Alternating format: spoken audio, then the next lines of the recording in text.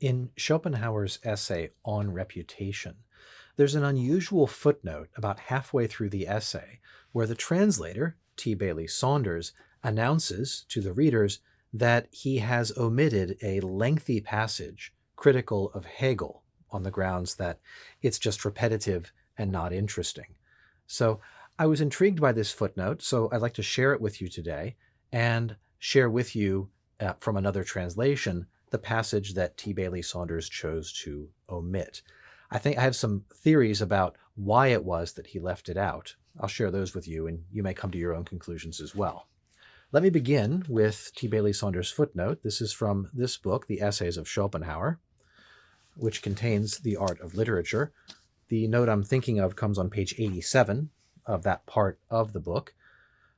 Here's the footnote. Translator's note. At this point, Schopenhauer interrupts the thread of his discourse to speak at length upon an example of false fame. Those who are at all acquainted with the philosopher's views will not be surprised to find that the writer thus held up to scorn is Hegel. And readers of the other volumes in this series will, with the translator, have had by now quite enough of the subject. The passage is therefore omitted. So Saunders indicating a big jump in his translation of the essay on reputation. So what I did was I looked this up, and I happen to have this from Cambridge University Press, a much more recent translation of Schopenhauer's works. This is Peroga and Paralipomena, Volume 2. And I have found the passage where Saunders leaves off and where he picks up. And in between is a little bit more than 2 full pages of text pages of this size, so it is quite lengthy. We begin on page 420 of Volume 2 of Peroga. And I think as I read along, I'm going to read this without much commentary, I think you may find the point about 3/4 of the way through where we hit the thing that Saunders truly objected to, and the reason why he was not willing to share it in translation with his audience of English readers of Schopenhauer in the 1890s. Schopenhauer gets a bit salty here, as you'll hear. So here we are. The sentence immediately before the cut is this. On the other hand, genuine works which have the source of their fame in themselves and therefore are capable of rekindling admiration at any time resemble bodies of lower specific gravity, which always keep themselves up by their own means and thus glide down the current of time. Here's the cut passage. The entire history of literature of ancient and modern times has produced no example of false fame on a par with that of Hegelian philosophy. Never and nowhere has the entirely bad, the palpably false and absurd, indeed the transparently senseless, and, judging by its manner of delivery, the supremely repulsive and disgusting, been celebrated with such shocking impudence, such brazen cheek, as the highest wisdom and the most magnificent thing the world ever saw, as that utterly worthless pseudo-philosophy. I do not need to say that the sun shone down on all this, but note well that it transpired with complete success among the German public. And therein lies the disgrace. For over a quarter century, this impudently trumped-up fame has passed for genuine, and the bestia triumphante, the triumphant beast, has flourished and reigned in the German Republic of scholarship, so much so that even the few opponents of this silliness do not dare to speak of its miserable progenitor otherwise than as a rare genius and great intellect, and with the profoundest reverence. But what results from this we shall not fail to conclude.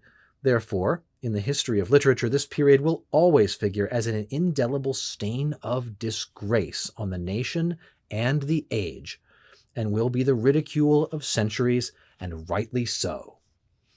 Of course, ages like individuals are free to praise the bad and despise the good, but nemesis will reach one as well as the other, and the bell of disgrace will toll. At the time that the chorus of venal churls propagated the fame of that mind-corrupting philosophaster, and his unholy, nonsensical scribblings, people would have had to have immediately seen from the whole nature of that praise, if they had been even halfway discerning, that it emanated solely from intent and absolutely not from insight. The translators here, Del Caro and Janeway, by the way, note in a footnote that here Schopenhauer is using the German words Absicht and Einsicht, which are words that he frequently contrasts insight and intent. For it gushed forth immeasurably and in excessive fullness in all four directions of the compass, spewing everywhere out of gaping mouths with abandon, without conditions, without respite, without measure, until they ran out of words. And still not satisfied with their own polyphonic paean, these claqueurs, lined up like soldiers, strained their eyes anxiously for any kernel of foreign, uncorrupted praise in order to pluck it and hold it up high. Thus, if some famous man had let himself be strong-armed, wheedled, or tricked into giving the slightest word of approbation, or if it escaped him by accident, or even where an opponent had sweetened his censure with such morsels out of fear or pity, they all fell upon it, plucked it up, and held it aloft triumphantly. It is only intent that praises in this manner, and this is the praise of mercenaries, paid claqueurs, and conspiring literary squad leaders hoping for wages. On the other hand, sincere praise, which emanates merely from insight, bears an entirely different character. It is preceded by what Feuchtersleben has so beautifully formulated. My, how the people have writhed and rejected just to ensure that the good's not respected. For it comes very slowly and late, sporadically and sparingly measured out, weighed in drams and always subject to restrictions, so that the recipient may well say, "It moistens the lips, yet it does not moisten the gums." It's a quote from the Iliad, chapter 22. And yet the dispenser of this praise parts with it only reluctantly, for it is a reward ultimately wrung and involuntarily wrenched from dull, brittle, tough, and envious mediocrity by the greatness of genuine achievements, which can no longer be concealed. It is the laurel worthy of the sweat of nobles, as Klopstock sings.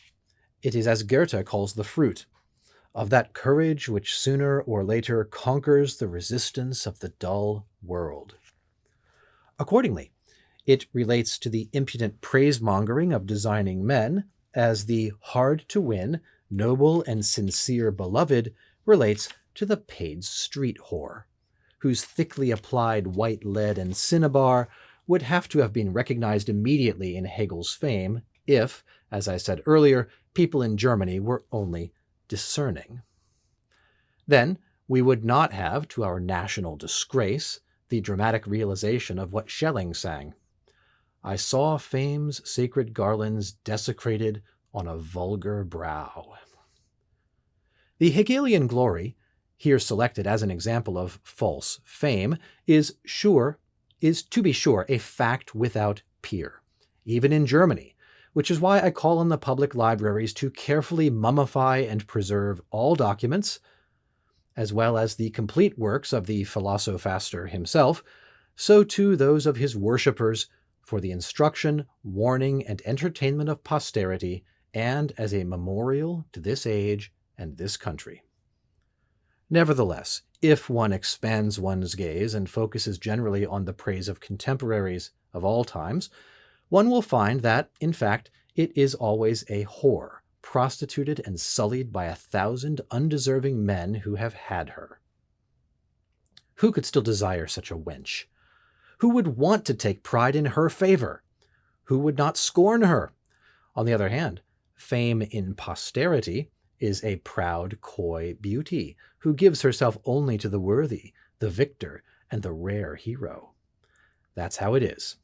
And from this, incidentally, we can conclude how badly off must be this species of bipeds, since generations, indeed centuries, are required before a handful of minds is gathered together from its hundreds of millions who are capable of distinguishing the good from the bad, genuine from spurious, gold from copper, and who accordingly are referred to as the tribunal of posterity.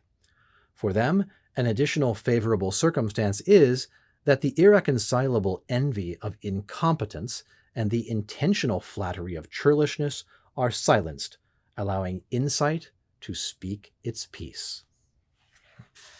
That is where the omitted passage from T. Bailey Saunders leaves off, and he picks up again in the following paragraph. So that is from the Adrian Del Caro and Christopher Janeway translation of Piroga and Paralipomena from Cambridge University Press. I can recommend this, and I'll put a link to it in the description below if you'd like to look up a copy for yourself. I think one, I can think of the reasons why Saunders left this out. One, it is very long, it is very repetitive, it is just exceedingly violent in its rhetoric against Hegel, in some ways, and entertaining perhaps, but way over the top. Oh my gosh. The part, I think, and you caught it as well, was the comparison of the praise from one's contemporary as a cheap street whore. Like, who would take pride in being admired or receiving her favors? You know, everybody else has had her. So I suspect that T. Bailey Saunders, translating in the 1890s, found this not just to be repetitive, but also to be in very poor taste and not fitting for his reading public.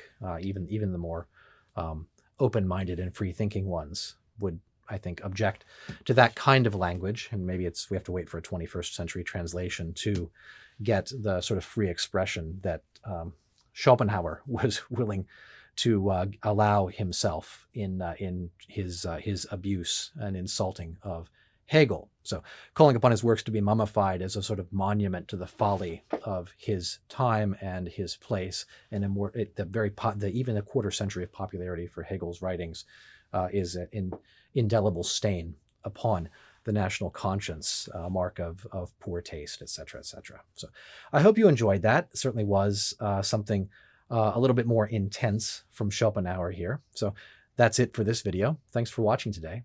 Goodbye.